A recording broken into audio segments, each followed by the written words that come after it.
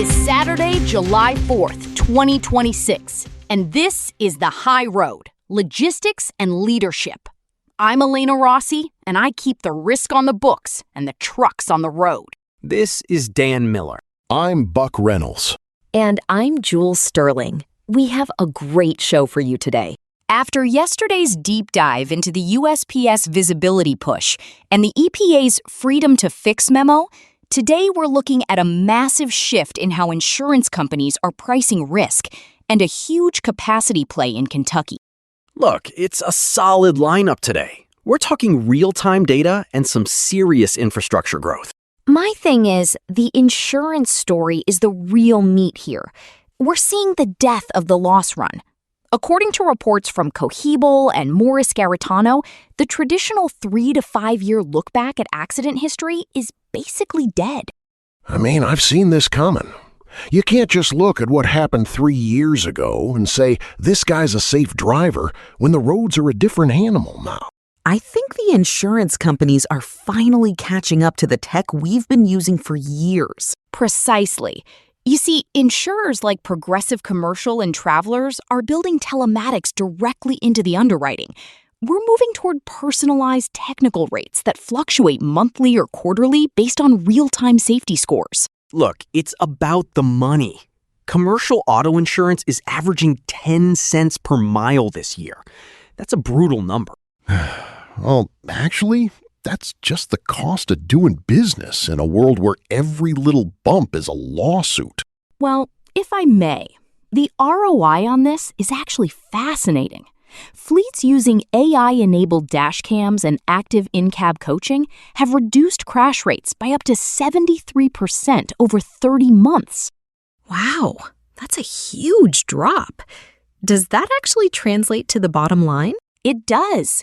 According to the data, fleets demonstrating active behavior improvement are seeing premium reductions of 15 to 30% in their first year. For a mid-sized fleet, say 22 trucks, that's an average net annual saving of about $19,000 after tech costs.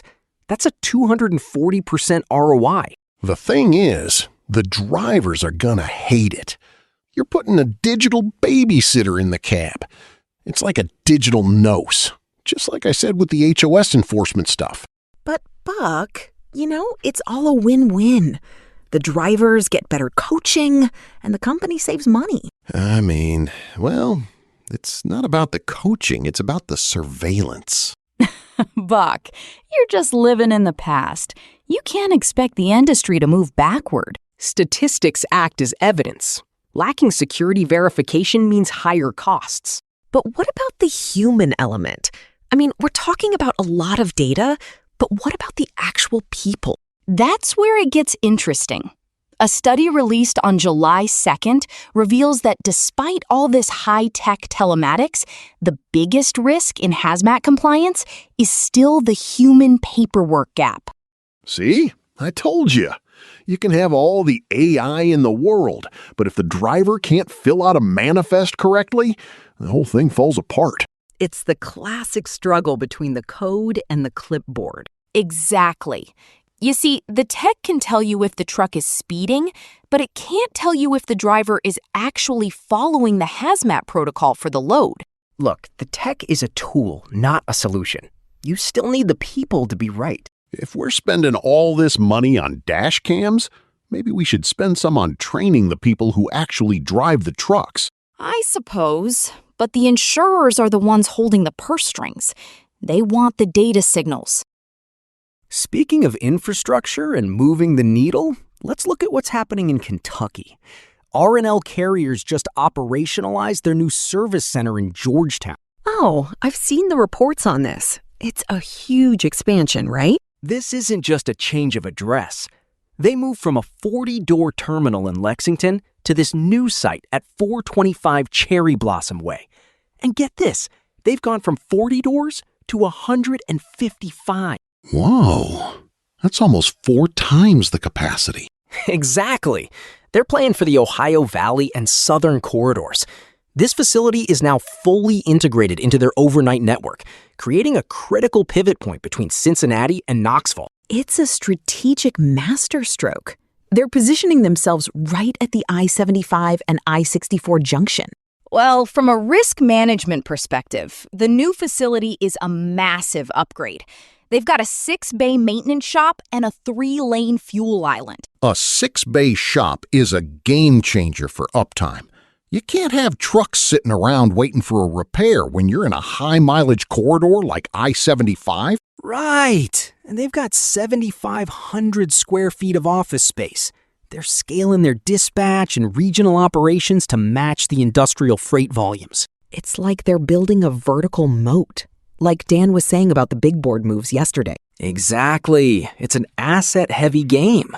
You build the capacity where the demand is, and you lock in the volume. Hey, before we move on, a quick note from our sponsor. Strategic logistics requires world-class engineering. This show is powered by the stack developed by Eric Christensen at Neural Network Media. Support the architect behind the code. Visit our Patreon at patreon.com/Neural Network Media for a free trial and access to our daily briefing PDF below. That's a lot of capacity. 155 doors.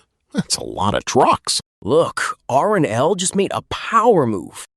I suppose, but I'll be keeping an eye on the risk. That does it for us today on The High Road. We've seen the death of the loss run and the rise of the mega terminal in Kentucky. Stay safe and stay compliant, folks. Bye. Later. Peace out. Keep the wheels turning.